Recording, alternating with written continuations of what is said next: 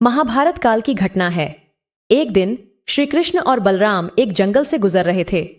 जब रात होने का समय आया, श्री कृष्ण ने कहा, बलराम भैया, हम यहीं रुकते हैं और सुबह में अपना यात्रा जारी करते हैं।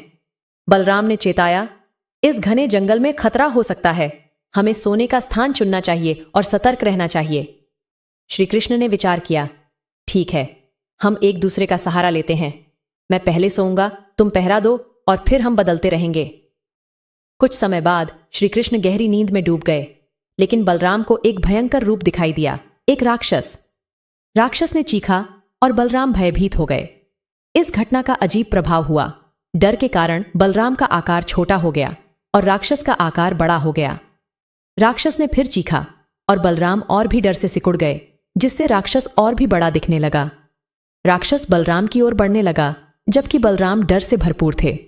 बलराम ने जोर से चीखा, कृष्णा, और उसी क्षण वह मूर्छित होकर गिर पड़े। श्री कृष्ण ने आवाज सुनी और उठे।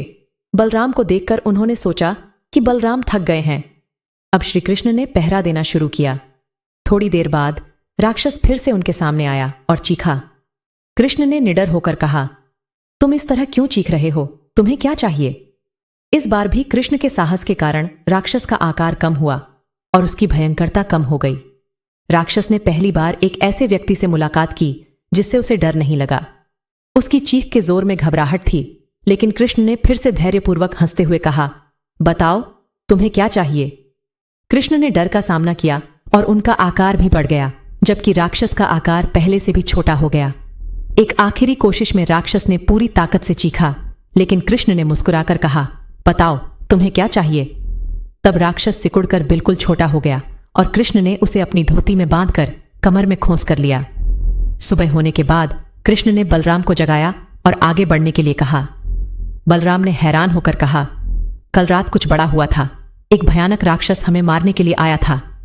कृष्ण ने हंसते हुए कहा, रुको रुको, और उन्होंने अपनी धोती से बंधा हुआ राक्षस दिखाया। कहीं तुम इसकी बात तो नहीं कर रहे हो?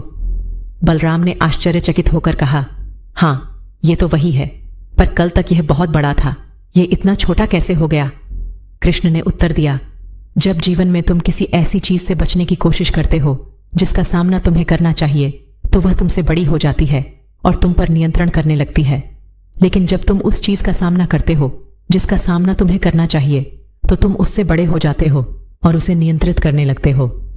यह कहानी हमें यह सिखाती है कि जीवन की चुनौतियों का सामना करने से ही हम उन पर नियंत्रण पा सकते हैं और सफल हो सकते हैं।